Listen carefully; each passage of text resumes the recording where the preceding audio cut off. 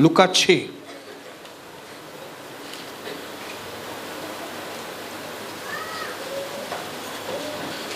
उसका पढ़ रहा हूं मैं आपके लिए 45। भला मनुष्य अपने हृदय से भले भंडार से भली बातें निकालता है, और बुरा मनुष्य अपने हृदय के बुरे भंडार से बुरी बातें निकालता है, क्योंकि जो हृदय में भरा है वही उसके मुंह पर आता है। आखिरी जो बीमारी आज हम डिस्कस करेंगे वो है हमारे मुंह से इविल शब्द निकलते हैं। पीठ पीछे उसको बोलते हैं गॉसिप्स, निंदा। पीठ पीछे किसके लिए बुराई करेंगे तो। लेकिन कई लोग उससे और 2 कदम आगे रहते हैं, पीछे भी करते हैं, मुंह पे भी। मुंह पे इतनी बुरी बात बोलेंगे आपके सामने कि शर्म आ जाए, शर्म आ जाए। उनको मालूम नहीं कि ये चीजों का उनको हिसाब किताब देना पड़ेगा। मुंह पे, पीठ पीछे नहीं। बोलिए बोलिए, अपने पड़ोसी को बोलो, पीठ पीछे नहीं।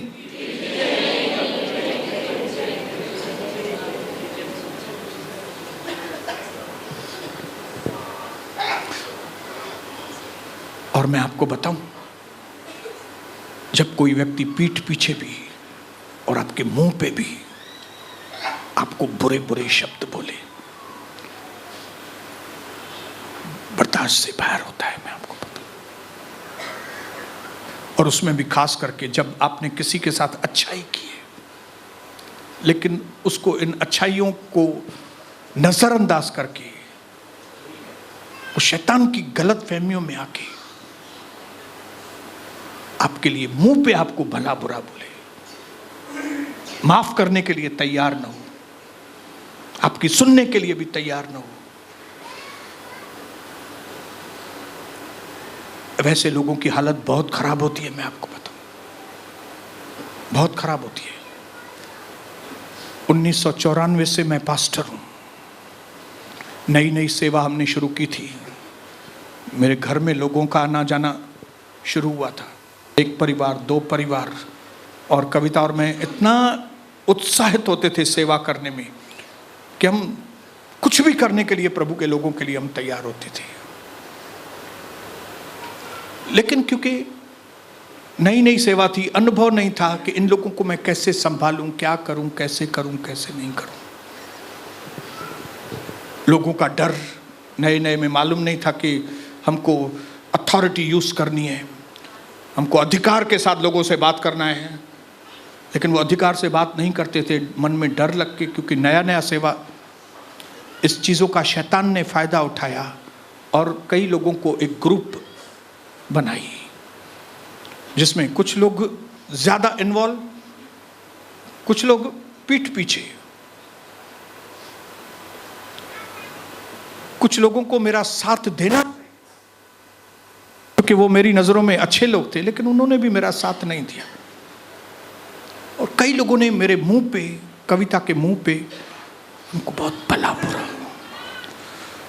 वो प्रभु की दासी उनसे माफी मांग रही थी, भाई हमसे कोई अगर गलती हुई है कोई, तो हम उस गलती को सुधारेंगे।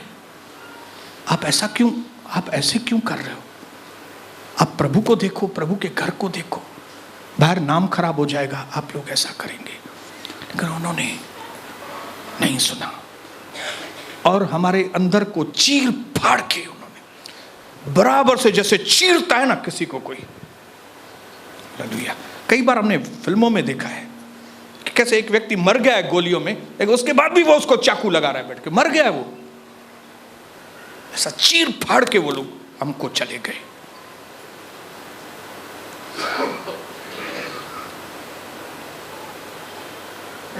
साल, 2 साल, 2.5 साल तो मैं खुद कविता के साथ डिप्रेशन में था कि ये लोग हमसे ऐसा व्यवहार कैसे कर सकते हैं, हमने क्या नहीं किया इनके लिए, और ऐसी कौन सी गलती हमने की। इस चीज को हो गए 20-22 साल, 24 साल हो गए। लेकिन उन बीजों का जो गलत फल है, मैं आज भी उन लोगों के जीवन में देखता हूं।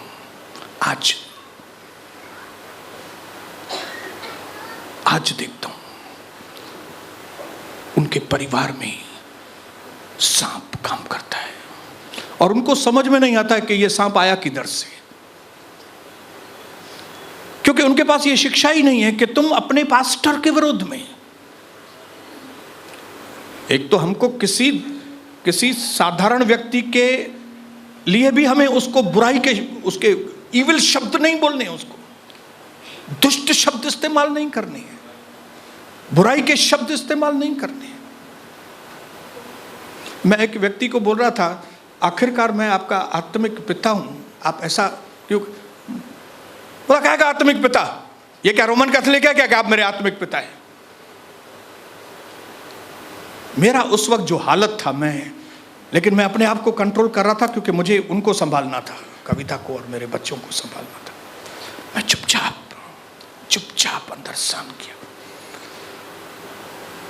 लेकिन अभी मैं तो उन्नति करके गया हूं। 29 साल में प्रभु ने मुझे तो कहां से कहां पहुंचा दिया। लेकिन वो लोग, दयनीय हालत है, क्योंकि वचन सच्चा है।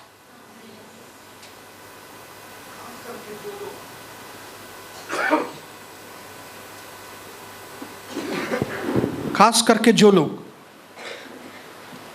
वचन का प्रचार करते हैं, वे परमेश्वर से जुड़े हुए लोग रहते हैं,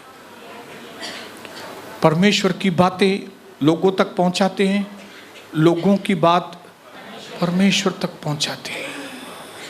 ये प्रभु की नजरों में बहुत इंपॉर्टेंट लोग हैं, इंपॉर्टेंट। इसके लिए प्रभु ने कहा, मेरे अभिषिक्तों को नहीं छूना।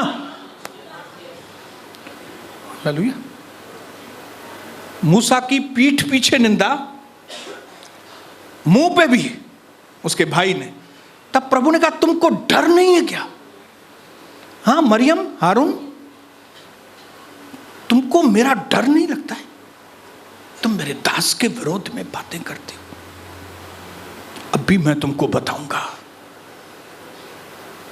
अभी मैं तुमको बताऊंगा।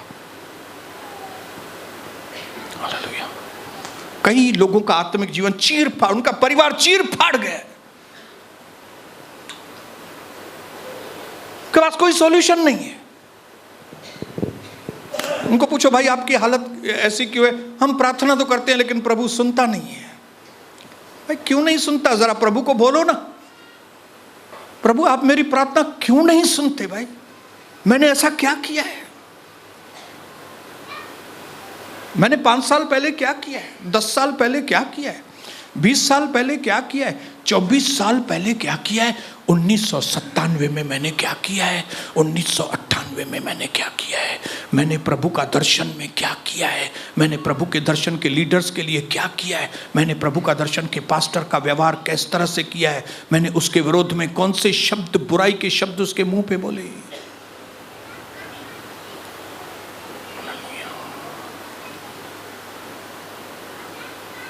मैंने तो हर साल उन्नति की, प्रभु ने मुझे संभाल लिया, मुझे अनुभव दिया खाली प्रभु ने। इस तरह के लोग आएंगे, सोनी तेरे को मजबूत होना है। मैं समझ गया। प्रभु ने कहा, उसने हरे पेड़ को, उन्होंने हरे पेड़ को नहीं छोड़ा तो तुम कौन है? हा? उन्होंने यीशु मसीह को सूली पे चढ़ा दिया तो तू कहां से, कौन से खेत की मूली है सोनी? हा? तूने क्या किया? थोड़ा सुसमाचार सुनाया, उनको प्रार्थना की है। मैंने तो जान दिया है, यीशु मसीह ने बताया, मैंने तो जान दिया इनके लिए। लेकिन मेरे साथ क्या किया इन्होंने? जब प्रभु ने ये वचन मेरे से बात की, मेरे मन को शांति आई। और प्रभु ने मुझसे कहा, इन लोगों से प्रतिफल की उम्मीद मत रखना, तेरे को प्रतिफल की उम्मीद रखनी है मेरे से रखो। मैंने तुमको संभाला है ना।